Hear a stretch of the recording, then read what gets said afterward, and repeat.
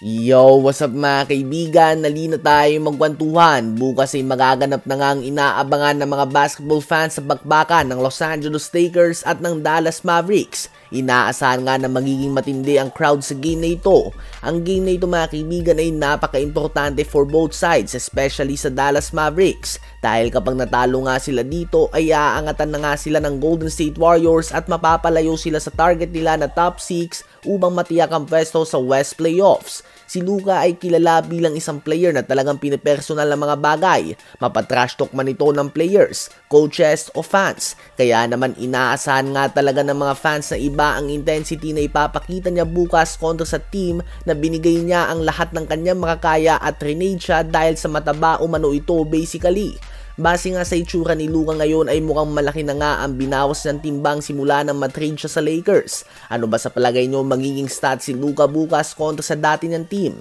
Nakuha naman ng Detroit Pistons ang kanilang ikapitong sunod na panalo nang talunin nila ang Los Angeles Clippers sa score of 106-97. 32 points, 9 rebounds, 7 assists, and 3 steals si Cade Cunningham. 20 points, 5 rebounds si Tobias Harris. At 12 points, 19 big rebounds naman si Jalen Duren. Si Harden naman ay nagtala din nga ng 18 points, 12 rebounds, and 5 assists para sa Clippers. Subalit may 7 turnovers nga ito nakasama at 5 of 22 shooting sa field.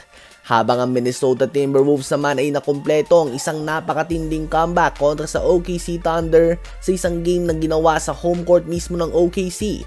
Na-outscore nila ang OKC mga kaibigan 41-19 sa 4th quarter. With less than 4 minutes remaining ay down by 16 points pa nga sila.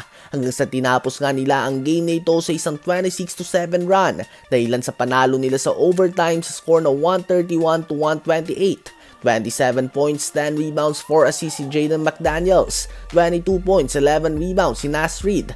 21 points, 5 rebounds din si Nickeil Alexander-Walker. 17 points, 10 rebounds si Shannon Jr. At 17 points, 13 rebounds, 8 assists at ang game-saving block naman para kay Anthony Edwards. Sa OKC naman ay nasayang ang 39 points, 10 rebounds and 8 assists si Shai Gilgeous-Alexander at 27 points, 6 rebounds and 6 assists si Jalen Williams.